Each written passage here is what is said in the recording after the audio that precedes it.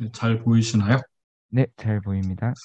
네, 안녕하세요. 저는 가톨릭 관동대학교에서 지리교과에 근무하는 최광이라고 합니다. 어, 네, 좋은 자리에 초대해 주셔서 감사드립니다. 제가 오늘 말씀드릴 얘기는 동해안에 있는 화산섬 독도의 파식대의 하강률에 대한 이야기를 하고자 합니다. 네, 발표 순서는 쇼 플랫폼이 무엇인지, 그리고 쇼 플랫폼은 어떻게 발달하는지, 그리고 한국에 있는 쇼 플랫폼은 어떤 것들이 있는지 먼저 말씀을 드리고요. 그다음에 오른쪽에 보이시는 그 저널 페이퍼를 가지고 나머지 순서를 진행할까 합니다. 우선 배경 지식을 위해서 준비를 해봤습니다. 네. 보시는 그림은 강원도 고성군에 있는 아야진 파식대인데요. 어, 이 파식대 쇼어 플랫폼은 암석해안에서 흔하게 보이는 지형입니다. 이 지형은 특정한 시간에 해수면 높이를 가리켜 주기도 하고 또 해안선의 변화 과정을 이야기하는 증거가 되기도 합니다. 지금 보이는 그림은 2012년에 썼던 논문에 어, 작, 그, 그래서 조사했던 둔두리 해안의 파식대인데 태안군에 있습니다. 과거에는 그 용어를 웨이브컷 플랫폼이라는 말을 썼고 우리가 그걸 번역해서 파식대라고 불렀습니다. 그런데 최근 한 1980년대 중반 이후에는 웨이브컷 플랫폼이란 말보다는 쇼어 플랫폼이라는 더 말을 많이 씁니다. 네, 그 이유는 과거에는 웨이브 액션, 즉 파식 작용을 파식대 형성의 주 원인으로 간주해서 웨이브컷 플랫폼이라는 말을 많이 썼는데 이후 연구를 통해서 서브 에어리얼 프로세스나 바이올로지컬 프로세스 같은 풍화 과정을 더 중시하는 그런 풍화의 정도가 기여도가 더 크다고 생각을 하면서 형성 과정을 뜻하는 웨이브컷 플랫폼이 아니라 형태적인 용어인 쇼어 플랫폼으로 대치해서 쓰고 있습니다. 즉 웨더링 프로세스에 대한 중요성을 인지했기 때문에 요새는 파식대라는 말 대신에 우리말로 한다면 해안대라고 해야 더 정확한 표현이 될 것 같습니다. 네. 참고로 지금 보이는 그림에서 앞부분에 이 평평한 부분이 파식대가 되고요. 뒤에 있는 절벽을 우리는 C클래프 해시계라고 부르고 중간에 움푹 들어가 있는 부분을 노치라고 부릅니다. 자, 파식대 발달 과정은 결국 해시계의 후퇴와 관련이 있는데요. 해시계의 후퇴는 웨이브 액션, 서브 에어리얼 프로세스, 바이올로지컬 프로세스가 종합적으로 복합적으로 발달을 작용한 결과로 해석이 됩니다. 이때 이를 단순화시키면 다음과 같은 그림을 그릴 수가 있는데 과거에 있었던 해시계가 뒤로 후퇴하면서 현재 해시계 지점에 도달하고 아랫부분의 파식대는 계속 넓어지겠죠. 그런데 이때 어, 그 현재 해시계와 파식대가 만나는 지점의 경사급변점을 우리는 이너 엣지, 내각이라고 부르고요. 바깥 부분에 있는 부분을 아우터 엣지라고 부릅니다. 만약에 아우터 엣지의 침식 속도가 이너 엣지보다 빠르다고 한다면 파식대는 만들어지지 않습니다. 그래서 실제로 해안에 가면 파식대가 있는 암석해안과 파식대가 없는 암석해안 이렇게 두 가지로 크게 구분을 할 수가 있고 이 파식대의 경사 정도를 가지고 다시 파식대를 분류합니다. 네. 그래서 과거에 있는 것은 예전부터 드러나 있었고 뒷부분은 새로 만들어진 파식대라고 알 수가 있습니다. 많은 책에서 파식대는 현재 지형으로 간주를 합니다. 현재 해수면을 반영하기 때문에 뭐 지리교과서 같은 데서는 파식대가 현재 해수면에서 만들어졌다라고 기술을 하고 있습니다. 그런데 이것이 사실일까요? 어떤 사람들의 주장에 따르면 몇몇 파식대는 현재 지형이 맞습니다. 그렇지만 어떤 파식대는 현재 침식 속도로 볼 때는 도저히 만들어질 수 없는 그런 파식대들이 있기 때문에 과거 기온으로, 과거의 유물 지형이라고 보는 견해도 있습니다. 특히 트레날이란 분이 많이 하셨는데 이 수학적인 모델링을 해보면 인헤리턴스, 즉 과거의 유전이 상당히 중요한 기여를 했다고 보고 있습니다. 하지만 이를 뒷받침할 수 있는 뚜렷한 증거는 없습니다. 왜냐하면 장기간의 연구를 하기에 파식대가 적합하지 않기 때문입니다. 이건 2012년에 제시했던 모델인데요. 2012년에 제가 안면도 둔두리 해안을 조사했었습니다. 그래서 이때 내린 결론은 안면도 둔두리 해안의 파식대는 절벽과 가까운 부분은 현재 만들어진 파식대이지만 절벽에서 먼 부분은 과거 파식대가 다시 나타난 걸로 해석을 했습니다. 즉 A, B, C, D 단계를 거치는데요. 어느 정도 파식이 되고 네, 그리고 새로운 부분이 더 침식이 뒤로 물러납니다. 절벽이. 그리고 빙하기를 거치면서 빙하기 때는 헤드 디파짓이 이 부분을 덮고 있다가 다시 이것이 제거된 후에 일부분이 좀 더 침식돼서 현재의 결과에 도달했다라고 해석을 했습니다. 다음으로 우리나라에는 어떤 파식대가 있는지 살펴보도록 하겠습니다. 많은 해안을 따라서 상당히 많은 파식대들이 발달하는데 제가 여러분들께서 보시기 편하도록 노란색은 서해안을, 빨강색은 동해안, 파란색은 남해안을 각각 기록을 했습니다. 총 아마 10개 정도 될 텐데 10곳의 파식대를 조사한 결과 서해안 유형과 동해안 유형으로 크게 구분이 됩니다. 서해안 유형은 조차가 크기 때문에 조차 사이에서 나타나는 경사진 파식대가 나타나고요. 동해안에서는 수평적인 파식대가 합니다. 영어로는 슬로핑 플랫폼하고 서브 호라이즌트 플랫폼 아니면 호라이즌트 플랫폼이라고 말을 하는데 이건 뭐 저의 구분은 아니고 다른 사람이 구분한 걸 여기에 적용했습니다. 서해안에는 주로 경사진 파식대, 동해안은 수평적인 파식대가 나타나고 또 아까 말했던 파식대가 없는 해시계 이렇게 크게 세 가지로 구분할 수가 있습니다. 결론적으로 말씀드리면 파식대의 형태는 조차, 그리고 파랑 에너지, 그다음 기후, 그다음 암질 이렇게 네 가지 큰 변수를 두고 침식과 풍화라는 과정을 통해서 만들어진다고 하겠습니다. 이것이 어떻게 작용하냐에 따라서 웨이브 컷이 클 수도 있고 웨더링이 클 수도 있습니다. 이제 본격적으로 본 연구의 목표를 말씀드리겠습니다. 네. 암석 해안을 연구하는 방법에는 크게 단기적인 것과 장기적인 것이 있습니다.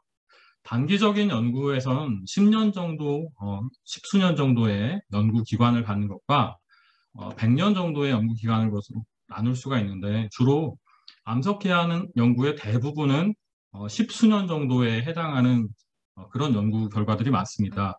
그래서 마이크로 이로전 미터 또는 트랜스버싱 마이크로 이로전 미터라고 하는 일종의 핀을 암석 해안에다가 고정을 시킨 다음에 그 핀 주변에 있는 암석 해안이 얼마나 닳아 없어지는가를 매년 재서 보통 논문을 써왔습니다.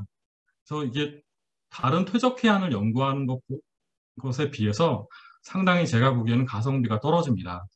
그래서 많이 해봐야 뭐 2년, 3년, 한 10년쯤 연구하게 되면 그 핀도 잃어버리고 많이 그러시더라고요.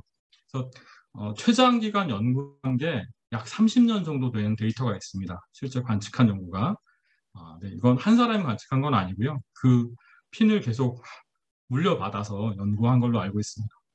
그리고 두 번째 방법은 프로파일링을 하는 것입니다. 그래서 주로 빨리 침식되는 그런 암석 해안, 그 연질의 암석 해안에 대해서는 프로파일링을 통해서 암석의 해안의 변화 과정을 측정할 수가 있고 최근 들어서는 라이다나 UAV 같은 것들을 이용해서 사진 측량 기법에 의해서 변화를 감지하기도 합니다. 그리고 보다 장기간의 연구에 대해서는 과거에 만들어진 지형도를 가지고 분석하는 것인데 문제는 과거에 만들어진 지형도가 그렇게 정확하지 않기 때문에 오차가 많이 크다는 그런 단점이 있습니다. 1000년 이상 또는 아니면 수백 년 이상의 장기간 연구에 대해서는 말씀드렸던 수학적인 모델링이 있습니다. 근데 수학적인 모델링은 경험적인 증거가 없기 때문에 이것이 쉽게 받아들여지지는 않습니다. 그리고 최근 들어서 데이팅을 이용하기 시작했는데 우주선 유발 동위원소를 이용하기 시작했습니다. 그래서 베릴륨 10을 이용한 것이 제가 쓴 것도 있고 다른 사람들이 쓴 것도 있습니다. 그리고 클로라인 36를 이용한 것이 본 논문입니다. 우선 이런 배경에서요, 이 쇼텀 데이터들을 한번 정리해 보겠습니다.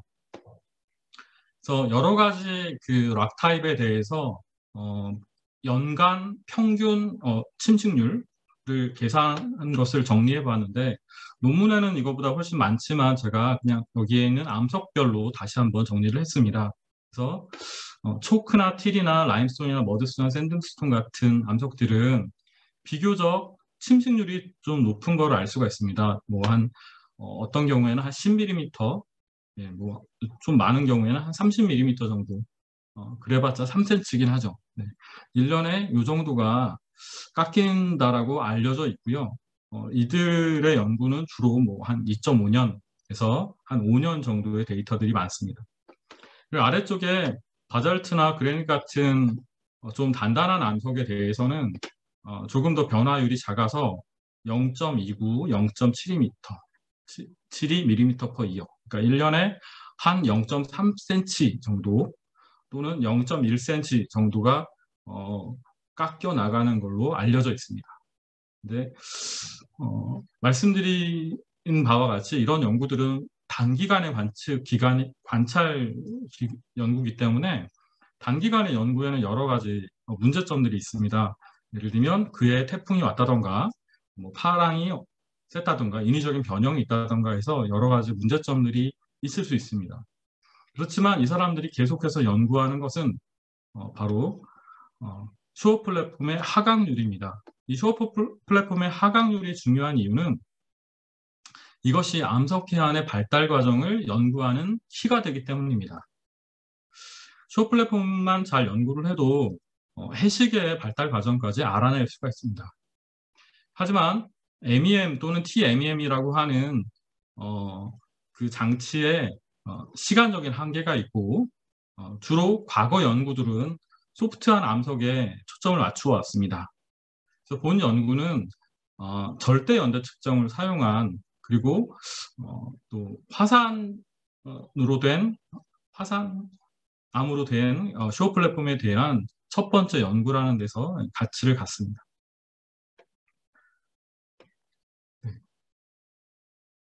연구 지역을 소개해 드리겠습니다. 연구 지역은 동해에 위치한 울릉분지 위쪽에 울릉도와 이 독도가 있는데 이 중에서 독도입니다. 그래서 독도는 아시는 바와 같이 큰 해상 기호 위에 있는 작은 그런 섬들입니다. 옆에는 심흥택 해산이 있고요. 네, 그리고 이 독도는 아시다시피 동도와 서도로 있고요.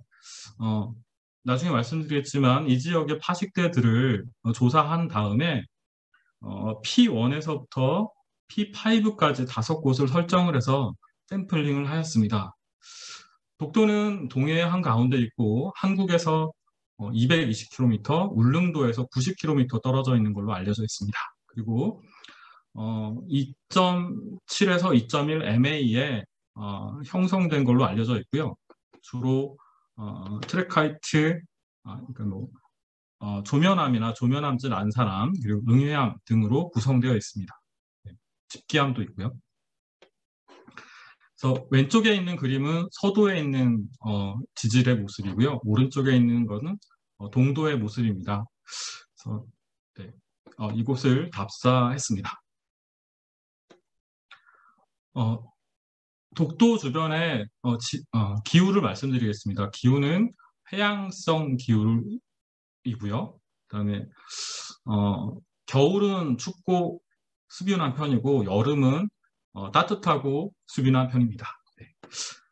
그리고 바람이 많이 불어서 1년 중에 약 95%가 그 바람이 있는 날로 분류가 됩니다. 보통 0.5m/s 이하의 바람이 불면 우리가 바람이 없다라고 말을 하고 그 이상을 바람이 있다라고 얘기를 하는데요. 울릉도와 독도에 있는 여러 가지 AWS들을 이용해서 바람 장미를 그려봤습니다. 그래서 울릉도에서 관측된 거는 북동풍 내지는 남서풍이 주로 불고요. 그리고 독도에서 관측된 건 남동풍이나 남서풍이 관찰이 됩니다. 근데 이제 A하고 C의 문제점이 뭐냐면 바람장미는 AWS는 설치해 보신 분들이 아시겠지만 주변에 어떤 지형이 있냐에 따라서 바람이 왜곡될 가능성이 있습니다. 그래서 그거보다 좀 더 정확한 것이 V에서 관측하는 거라고 생각을 합니다. 그래서 이쪽에 보시면 주로 상당히 골고루 불고 있습니다. 이 V에서는 주로 북서풍 계열이 강한 것으로 나타납니다. 이건 우리나라의 지배적인 풍향이 북서풍이라는 데서 착안을 할 수가 있습니다. 그래서 아마도 여기에 북서풍의 영향이 상당히 있을 텐데 파랑 환경은 좀 다르게 나타났습니다. 그래서 울릉 부위와 독도 부위가 있는데 독도 부위는 그 결책이 많아서 울릉 부위를 가지고 파랑 환경을 계산을 해보면 웨이브 로즈에서 주로 북향인 파와 남향인 파가 많습니다. 이게 선뜻 이 앞부분에 바람 환경하고 파랑 환경이 매치되지 않다는 것을 좀 알 수가 있는데요. 그 이유에 대해서는 동해가 수심이 깊기 때문에 바람이 바로 파랑에 영향을 주지 않는다라는 그런 논문들이 있습니다. 네, 그거를 일단 기억해 주시고요. 다음 파랑의 변화를 관찰해 보면 주로 여름철이 겨울철에 비해서 파고가 좀 낮은 걸 알 수가 있습니다. 이 말은 독도를 조사하러 갈 거면 겨울보다는 여름에 가는 게 좋겠다. 이렇게도 해석이 되겠습니다. 어쨌든 주로 북향이나 남향의 파랑이 우세적이고 겨울철에는 파랑이 좀 더 높아지는 걸 알 수가 있습니다. 하지만 타이달 레인지는 굉장히 작아서 스프링 타이드 때도 약 30cm 정도만 밖에 되지 않습니다. 그래서 타이달 레인지가 작기 때문에 그 독도에서 나타나는 파식대 역시 수평 파식대일 거라는 짐작을 할 수가 있고 예상대로 독도에는 수평적인 그런 파식대들이 많이 발달해 있습니다. 독도에는 해시계 그리고 수평적인 파식대 많은 동굴이나 씨아치, 시스텍 같은 그런 지형들이 발달해 있고 일부 구간에 그래블 비치가 발달되어 있습니다. 여기서 A는 전체적인 모습이고요. B, C, D, E, F는 각각 저희가 조사했던 파식대를 표시해 놨습니다. 네.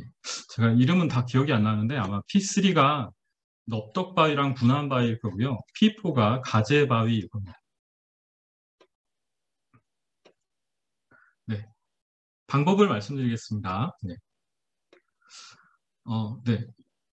앞서 보신 그림에서 해시계가 뒤로 이렇게 후퇴를 하게 되면 해시계가 후퇴하면서 노출된 파식대는 우주선에 노출이 됩니다. 그러면 그 우주선에 노출될 때 우주선에 의해서 유발되는 그런 암석이 이 파식대 표면에 원소가 나타나게 됩니다. 그러면 그 양이 파식대 표면으로 갈수록 많아질 거고요. 노출 기간이 오래되면 오래될수록 더 많아질 겁니다. 보통 쿼츠가 많은 그 암석에서는 베릴륨텐을 많이 사용하지만 화산섬에서는 쿼츠가 거의 없기 때문에 베릴륨텐을 사용하지 못합니다. 그래서 대신에 선택한 것이 클로라인 36였습니다. 네. 근데 여기서 이 그림에서 잘 보시면 앞부분에 있는 파식대에서는 이게 생성이 돼서 노출이 됐을 때 다시 침식을 받으면 이 부분이 깎여 나가기 때문에 어느 정도 이 코스모제닉 농도가 중간쯤 가다가 이렇게 상승했다가 다시 떨어질 거로 예측이 됩니다. 실제로 모델링을 보면 많이 그렇게 나옵니다. 야외 조사는 우선 슈어 플랫폼을 맵핑한 것과 그다음 슈어 플랫폼의 측량, 그리고 샘플링 이렇게 세 가지로 나누어집니다. 그래서 이게 측량하는 장면이고 중간에 요거는 암석의 반발도를 구하는 장면이고 오른쪽은 30그 코스모제닉 샘플링을 위해서 암석을 채취하는 장면입니다. 네, 문화재청의 허가를 받았습니다. 네, 그 파식대의 분포도입니다. 그래서 주로 서쪽 해안, 그러니까 서도의 서쪽 부분에 있는 작은 부속도서들이 주로 파식대로 이루어져 있는 걸 알 수가 있고 서도와 동도의 일부 지역도 파식대가 발달해 있음을 알 수 있습니다. 저희는 관찰 결과 이 부분을 파식대를 두 가지로 나누었습니다. 하나는 낮은 파식대와 높은 파식대로 이렇게 구분했는데 1m를 기준으로 해서 나눴습니다. 그 단면은 나중에 보여드리도록 하겠습니다. 참고로 그 낮은 파식대는 현재 파랑이 영향을 줄 수 있는 구간이고 높은 파식대는 영향을 주지 못하는 구간입니다. 그리고 재밌는 건 독도의 그 동도와 서도는 사실 그 수심이 10m 이하입니다. 거의 하나의 섬이라고 볼 수가 있습니다. 이 부속도수들 역시 그 하나의 판 위에 이렇게 올려져 있는 그런 모습을 하고 있습니다. 즉 단면을 보시면 윗부분에 서도가 있지만 옆에 뭐 가재바위 같은 것도 아마 과거에는 좀 볼록했을 거다라는 짐작을 어느 정도 할 수 있습니다. 네, 프로파일 조사 결과를 말씀드리면 P3의 경우에 중간에 이 1m 정도 선에서 파식대가 쭉 발달을 하고 있고 약 4.3m 구간에서도 역시 파식대가 하나 나타납니다. 그래서 왜 이렇게 이중 파식대 형태를 하고 있는지에 대해서는 아직 잘 모르겠습니다. 하지만 이런 형태도 발달해 있다는 걸 알 수가 있고요. 저희가 샘플링한 곳은 동도의 한 지점, 서도의 두 지점, 그리고 바깥 부속도서에서 또 두 지점을 선택해서 이 빨간색 부분이 샘플링을 한 지점들입니다. 네. 다음 클로라인 36를 특정하는 절차를 말씀드리면 뭐 우선 이게 우리가 채취한 암석을 부시고 갈고 해서 250에서 500 마이크로미터의 최설 입자들을 만들고요. 이걸 다시 리칭을 하게 됩니다. 그리고 나서 클로라이드 스파이크를 첨가한 다음에 AgCl 형태로 이 클로라이드를 회수하게 되고 AMS를 이용해서 이 36CL과 37CL의 B, 35CL과 37CL의 B를 측정을 하는데 저희는 당시에 이게 보통 2012년경쯤에 했기 때문에 12년? 13년? 뭐 이쯤에 했기 때문에 저희가 퍼듀 대학교에 있는 실험실을 이용했습니다. 현재는 국내에서도 할 수 있는 걸로 알고 있습니다. 그리고 엘멘트 어널리시스는 XRF와 ICP-AES, ICP-MES를 이용해서 총 42개의 원소를 분석을 했고 또 프라임 랩에서 제공하는 소프트웨어를 활용해서 익스포저 에이지를 계산했습니다. 그리고 이로전 레이스를 다시 구했는데 앞에서 나온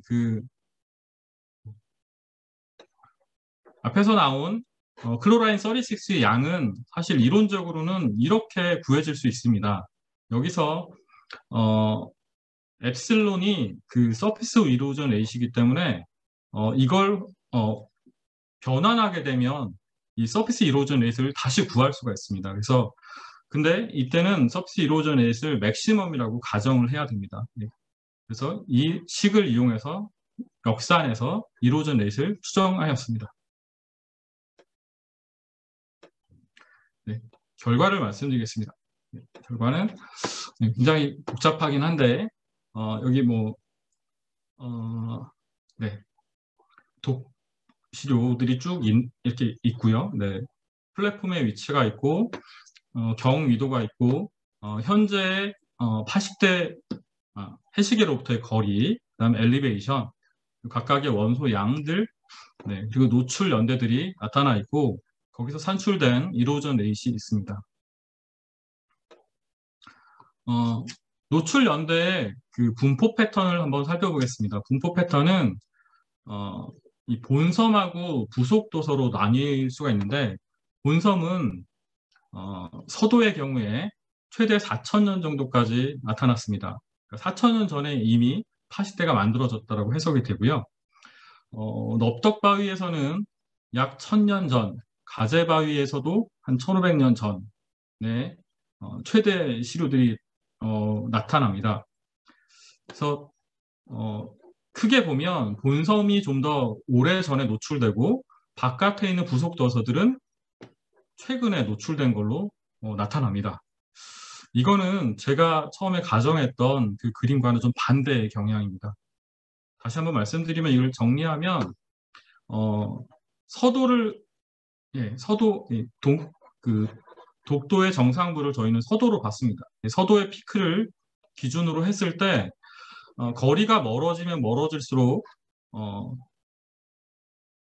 그 로우 파시대든 하이 파시대든 간에 거리가 멀어지면 멀어질수록 노출 연대가 작아지는 경향이 나타났습니다.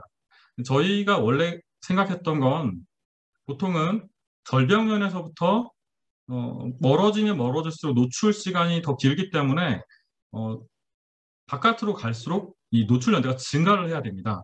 네. 그래서 증가하다가 어느 정도에서 떨어져야 되는데 그런 것이 아니라 여기는 굉장히 팍 떨어지고 점점점 작아지는 걸 알 수 있습니다. 이 점을 한번 주목해 주시고요. 이로전 레이스를 박스플롯을 그려서 이렇게 그리게 되면 안쪽에 있는 메인랜드 부분은 이로전 레이스 굉장히 작고 바깥쪽 부분은 굉장히 큰 걸 알 수 있습니다. 근데 이때 5.5mm/이어는 저희가 가정한 맥시멈이기 때문에 사실 이거보다도 더 클 가능성이 있습니다. 그래서 그 이상으로 보이고 어쨌든 간에 바깥으로 가면 아우터로 갈수록 더 이로전 넷이 더 크다라는 것을 알 수가 있습니다. 자, 네. 디스커션을 컨클루전 부분입니다. 우선 첫 번째 그 스페셜 패턴을 보게 되면 서도의 중심, 서도에 있는 주변에 있는 파식대들은 좀 오래전 2000년에서 4000년쯤 전에 만들어졌고 나머지 바깥쪽에 있는 넙덕바위나 가제바위 같은 파식대들은 500년에서 최근에 만들어졌다라고 볼 수가 있습니다. 이것은 우리가 처음에 가정했던 파식대 부분이 그 바깥쪽이 노출이 오래되고 안쪽으로 이렇게 점점점 들어가는 것이 아니라는 걸 보여줍니다. 즉 점진적이지 않다라는 걸 보여주고 이건 아마도 두 가지로 해석할 수 있는데 첫 번째는 저희가 육지에서 보는 파식대는 보통 한쪽이 막혀 있는 경우가 많습니다. 그러니까 한쪽이 절벽으로, 그러니까 육지 쪽이 있고요. 바다 쪽에서 한쪽에서만 계속 침식이 돼서 이렇게 들어오기 때문에 바깥쪽이 먼저 노출이 돼야 안쪽이 나중에 노출이 될 수 있습니다. 따라서 당연히 익스포저 에이지가 바깥쪽에 더 많이 쌓이겠죠. 근데 반면에 섬은 그렇지 않다는 거죠. 섬은 동시다발적으로 여러 곳에서 파식이 진행될 수 있기 때문에 이 쉘터 부분인 것과 바깥에 노출된 부분 중에서 노출된 부분이 당연히 더 빠르게 침식이 될 겁니다. 그래서 일단 그렇게 해석이 됐고요. 또 한 가지는 그 전까지는 보통 웨더링을 강조해서 어느 정도 웨더링이 된 상태에서 파랑 에너지는 그걸 제거하는 정도로 해석을 했었는데 독도에 있어서만큼은 웨이브 에너지가 상당히 중요한 요소가 된다라고 해석이 되겠습니다. 특히 동도의 경우에는 동도의 남쪽 네. 그리고 동쪽 부근의 경우에는 파식이 강해서 슈어 플랫폼이 발달하지 않고 플런징 클리프, 즉 이렇게 파식대가 없는 그런 클리프들이 많이 발달해 있습니다. 그래서 이 부분이 좀 더 파랑 에너지가 크겠구나 라는 걸 생각할 수 있어서 독도의 이 파식대 로어링 레이스를 고려할 때는 웨이브를 크게 고려해야 된다라는 사실을 알 수가 있습니다. 또 이 논문은 그 클로라인 36를 이전까지 사용하지 않았었는데 처음으로 사용한 그런 연구였고요. 또 장기간의 이 암석기한 발달에 기여한다고 볼 수가 있습니다. 그리고 독도의 파식대들은 홀로세 중기 이후에 웨이브 1호전의 영향을 받아서 만들어졌다라고 해석이 되고요. 다른 그 기존 연구와 비교할 때 MEM이나 TMEM을 썼던 연구와 비교하면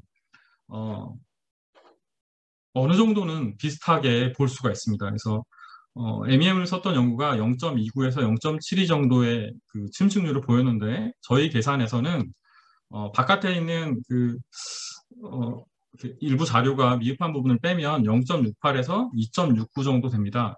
근데 요게 저희가 아까 말씀드렸듯이 맥시멈 이로전 레이스로 가정을 했기 때문에 평균적인 이로전 레이스는 이것보다 더 작을 거라고 보입니다. 이렇게 보면 어느 정도 몇 년 동안의 그 최근 연구 결과와 장기간 저희 뭐 1000년, 2000년 이상의 장기간 연구가 어느 정도는 일맥상통하다라고 하겠습니다. 네. 네, 이상으로 마치는데요. 혹시 너무 일찍 끝날 것 같아서 제가 에필로그를 하나 준비했습니다. 이거는 제가 2011년 10월 11일 날이었는데 연구를 하러 갔다가 아주 운이 좋게도 그 용오름을 관측했습니다. 그래서 용오름 사진을 찍어서 네, 좀 보여드린 거고요. 네, 이상으로 마치겠습니다. 너무 빨리 끝났네. 아우, 시간 아주 적절하게 잘 지켜주신 것 같습니다. 좋은 발표 감사합니다. 네,